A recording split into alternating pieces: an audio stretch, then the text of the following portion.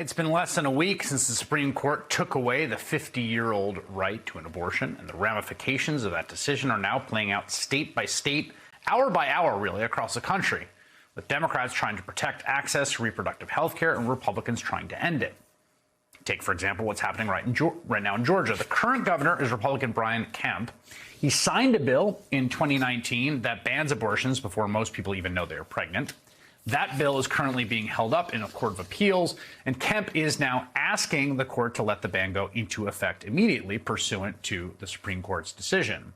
So that's where Brian Kemp stands on abortion. But Kemp is up for re-election this November. His opponent is Democrat Stacey Abrams. She not only supports abortion rights, she's also pledging to pass legislation to protect a woman's right to an abortion if she becomes the next governor of Georgia. Those are the very real stakes, the very real consequences in a post-Roe America. And Stacey Abrams joins me now. I'm wondering if you could start just with an explanation of where things stand in your state right now for women and their reproductive health care. Right now, women are in extreme danger. Georgia Governor Brian Kemp passed a law in 2019 that he gleefully signed that eliminates access to the right to an abortion after 6 weeks. Most women don't know they're pregnant before 6 weeks. And what exacerbates this crisis is that 82 of the 159 counties, so half of the state, does not have an OBGYN. 18 counties don't have a general family doctor. 9 counties have no physicians at all. We refuse to expand Medicaid. We have the second highest maternal mortality rate in the nation. So pregnant women die more in Georgia. And if you're a black woman, then your likelihood of dying is 3 times higher. And black people comprise 33% of the state of Georgia. And so if you are a woman, you are in danger. If you are a black woman, you are in extreme danger.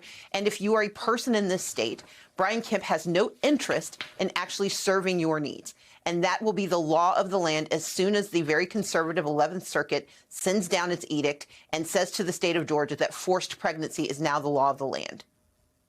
I just want to make sure I understood what you said at the beginning of that basically half of the counties in your state, you're not talking about abortion clinics or actual abortion, you're saying half of the counties don't have an OBGYN practicing in the county? They do not have an OBGYN in the county. Georgia is facing an extreme doctor shortage. We are facing a nursing shortage. And what this law will do is say that you have to secure services that do not exist in order to protect your health, to make medical decisions. And they know they're setting an impossible standard that cannot be met. The one possible way of meeting that standard would be expanding Medicaid so we could draw down more dollars and encourage more doctors to come to Georgia.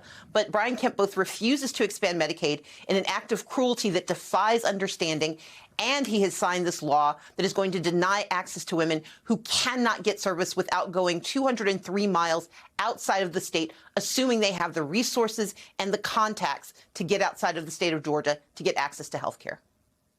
You know, I was looking at polling on the issue of abortion in the state of Georgia. Some stuff from the Atlanta Journal-Constitution now, but this is back in January, although I think things probably have even gotten more along the lines of what they saw. And I was pretty struck. This is a question about that 2019-2020 law that Kemp signed, right? The 6-week ban. Do you support or oppose that law going into effect?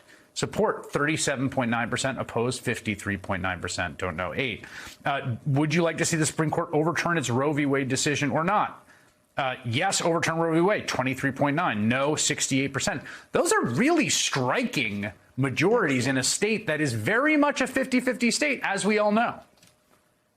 Absolutely. And that is one of the reasons this decision is both perplexing and so dangerous. It goes against the will of the people. But this is part of a national trend that we are seeing with this devolution of constitutional rights to states that have pledged not to abide by those constitutional rights. And that is why Governor Kemp is so dangerous to Georgia. He's dangerous to the women of Georgia. He's dangerous to the families of Georgia. He's dangerous to the economy of Georgia. And he has no interest in solving the problem. In fact, he's indicated he would expand that law to make certain that the exemptions that exist for incest and rape are removed. And let's be clear, this would criminalize women. It would prosecute them. It would put doctors in prison for up to 10 years. And this could include a miscarriage that gets misread or investigated as an act of abortion. It would also outlaw abortion pills, medical abortion. This law is dangerous. We know that women die in pregnancy. We know that women need the ability to make medical decisions. And Brian Kemp has said that the right to make these medical decisions will not exist for most women in the state of Georgia. You know, something else we've seen in other states, I haven't seen anyone specifically in Georgia yet propose this, although I imagine it will be soon, are increasing efforts to criminalize travel to other states, use jurisdictional discretion to prosecute things that happen outside of state lines. There's been talk about criminalizing speech. I mean, clear First Amendment problem of counseling women on where they can obtain abortion care. I got to imagine, given the record of your state's state legislature, both in the House and the Senate, these are the kinds of bills that are going to be coming towards a governor's desk after this midterm election. They not only will be coming, they've already started. There are those who are calling for a special session. During the last session, there was an attempt to outlaw being able to receive abortion pills through the mail. And I encourage people to go to my website, StaceyAbrams.com, to learn more about our reproductive health platform. But we need people to understand that Georgia is the tip of the spear. And if we can stop these laws here in Georgia, if we can reverse this trend, we can do so much, not only to protect the women of Georgia, but to protect women in the South.